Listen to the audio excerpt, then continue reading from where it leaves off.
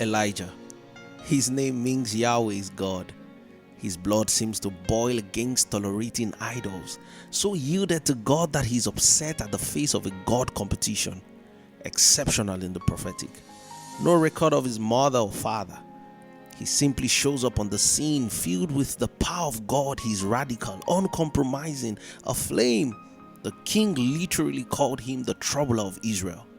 He was so ostracized that he thought he was the only prophet left. His value for God's presence was exceptional. He calls out sin at the sight or sense of it. Elijah would say, God before whom I stand, even when he is obviously physically standing before a man. His God consciousness made him stand out from others because he always stood before God. He was so great that many years after he had been taken away from the earth, when people saw Christ performing mind-blowing miracles, they concluded that Elijah must be back. A man of prayer, described by two words in the book of Luke, spirit and power. Elijah multiplied the widow's meal. She never ran out of bread. He took a dead boy into the upper room and brought him back alive. He prayed, and the weather climate of a country changed for 3.5 years. He supernaturally outran horses and chariots for 31 miles straight. A real living man possessed by the Spirit of God.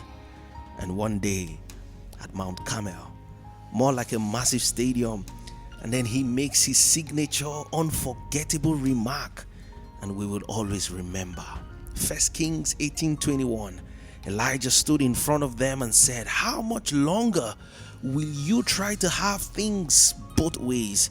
If the Lord is God, worship him. But if Baal is God, worship him. And the people did not say a word. But then there is one greater than Elijah. One whose name doesn't just point men to God, he's the sight of God himself. He goes beyond multiplying bread. He gives himself as daily bread. He gives himself as our constant nourishment. He multiplies himself in our heart as his love is shared abroad in our heart. He is life and life to us. So Elijah will call rain from the skies, but Jesus pours out his spirit from on high.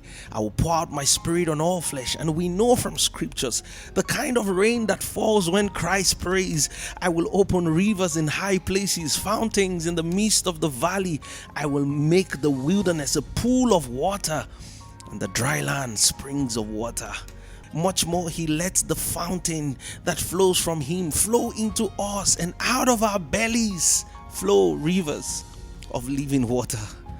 Jesus doesn't just mock Baal or any other god worshipped by men. He led captivity captive.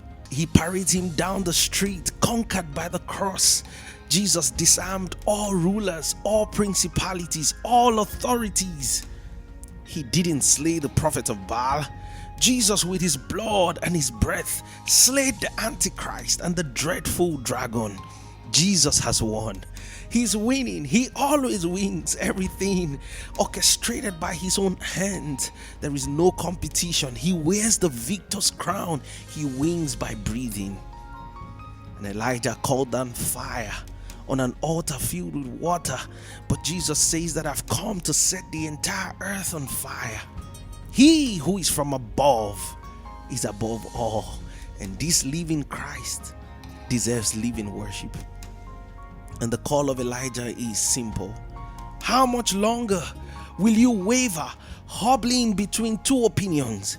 If the Lord is God, follow him. But the people were completely silent. But today, don't respond with silence. Respond with a prayer. Let's pray together. Would you say after me, Jesus, here's my heart, and I open it to you.